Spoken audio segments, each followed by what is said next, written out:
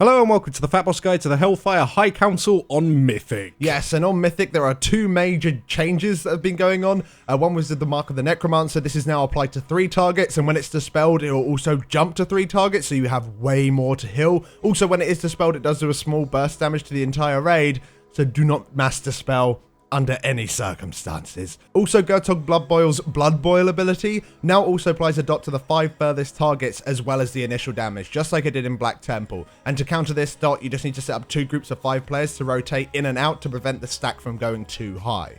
Now for this encounter you want to bring 2 tanks, 5 healers, and more or less any DPS, but when you are deciding what comp to bring, keep in mind that multi-dossers and cleave do excel on meters, but ultimately single target damage is pretty much the most important part of this fight. Now to start off the encounter, make one of your tanks pick up Dark Whisper and have your other tank pick up both Bloodboil and xhul'horac. Make sure Dark Whisper is more than 25 yards away from the other mobs just so they don't become immune. We actually tank her towards the middle of the room. Now from the start, you want to make sure you're nuking down Bloodboil. If you can cleave xhul'horac or put any dots on Dark Whisper just to gain damage, then do so, but ultimately you want to get Bloodboil out the fight as soon as you possibly can. Now, like Alex said at the start of the video with the Bloodboil ability, this does now apply a dot, and to prevent the dot from stacking too high and making the fight completely unhealable, you want to swap 2 groups of 5 players every 3 stacks, making sure that they're the furthest targets away from xhul'horac Bloodboil, just to make sure that they're the only guys receiving the dot. This is simple to do, however your tank that is tanking Dark Whisper far out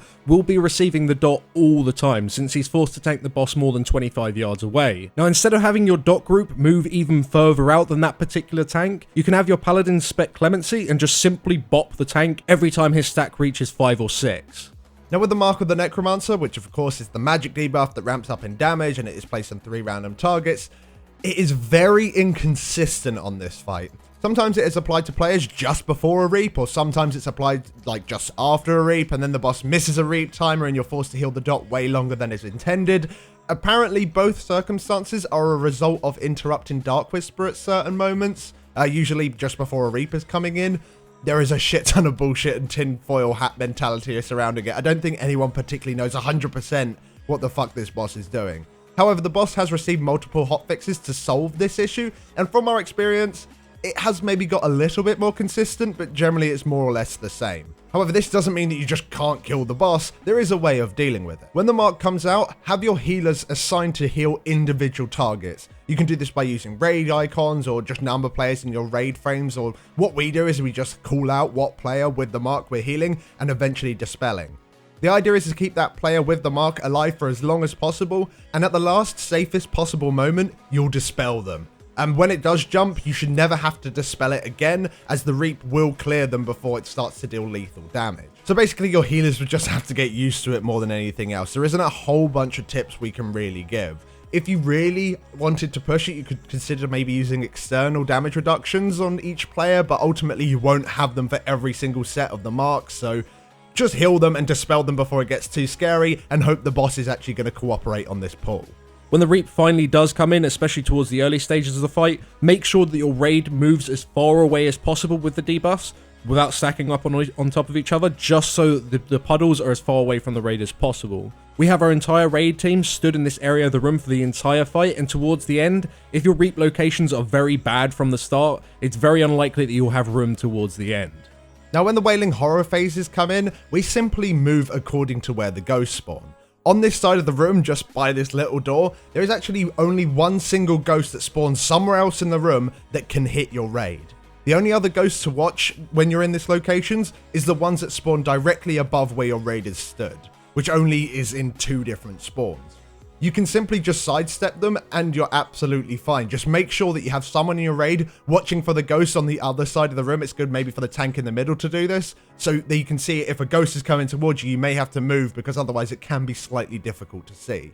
But generally during most of the Wailing Horror phases, you just want to be stacked up on a single location, and then as soon as any ghosts are going to hit you, just move to another location. You can get RNG to shit, and that whole side of the room can very, very rarely be completely covered in ghosts. Just put that down to bad luck, and unfortunately you're just going to have to die and pull again. But generally this spot is a really good safe spot, so use it to your advantage. During this first Wailing Horror phase, it's very likely that Bloodboil will be reaching his 30% health mark. The moment that he does meet this mark, you want to hit Bloodlust, all your cooldowns that you have, and kill him off as soon as you possibly can. You should always try and look at killing him before the 4th stack of the health reduction debuff comes in. After the Wailing Horror phase has ended, 10 seconds or so later, xhul'horac will enter his first mirror image phase. Now, it's at this point, Bloodboil really should be dead, or very close to being dead. You want to finish him off, and now you want to swap to the images. Now, because xhul'horac has quite a lot of health at this point, because you've been literally just nuking Bloodboil, all the images that spawn are going to have quite a lot of health, because their health pool is based on xhul'horac's current health when you actually push the phase. So as a result, these images are going to take quite a long time to kill. However, they do despawn after 45 seconds. However, you can't ignore them completely because they are doing a shit ton of damage to your raid. You'll want all your DPS to swap to them and focus them down, with ranged DPS killing targets that are further away, so melee can be in range for healing. Make sure you avoid all the blades. Taking damage from them can easily put your healers behind and will also likely kill you. For this first mirror image phase, this is where we start to use our healing cooldowns and our raid cooldowns. It's not abnormal for our very first one to use at least a barrier, an aura mastery, and a healing tide totem, as well as both links, just over the duration of these images. And do note, while these images are going on, you still need to spot heal and dispel the people that have the marks. Now with these images, you don't necessarily need to kill all of them, and with our earlier kills, we did actually make sure that we didn't kill all of them and instead did some extra damage onto Dark Whisper while they were up. As long as you kill enough so that the raid is healable, you shouldn't really need to worry about them. You can just wait until the 45 seconds is over, they'll despawn, and xhul'horac will come back. Now after this, you'll get your second Wailing Horror phase. Make sure you dodge the ghosts, avoid using healing cooldowns, because really you shouldn't be taking too much damage from anything at this point. Just make sure you keep the marks alive and dispel them at the latest safe possible moment. Now after this, your healers take a nice little sigh of relief. You have some solid healing downtime here. There's pretty much nothing to heal. This is the best time to use your channeled mana potion, as well as drink your mana tea. Whatever you need to do, just chill out for a bit and get your mana back. It is also at this point that you want to start getting xhul'horac down towards the 30% mark. However, it is likely that before he hits that point, he'll do his second and hopefully last mirror images phase. Do like you did on the first time and use any remaining healing cooldowns you have left, but do note that these mirror images have pretty much no health, so you might take a lot of damage right at the beginning, but because they'll die so quickly, you can pretty much barrage and starfall after them fucking fall over. That's all you need to do, and then the damage should drop on the raid a lot. So don't go too crazy and pop everything, and to be honest, not everything is available from the first mirror images phase anyway. Now before you push the 30% mark on xhul'horac, get some extra damage on Dark Whisper. The idea is that you want her as close to the 30% mark as you can, so you can switch to her immediately after xhul'horac is dead, because of course when he hits 30%, his ramping up damage on the entire raid lasts after he dies. So of course you want to end the fight as quickly as possible once you get to that 30% mark.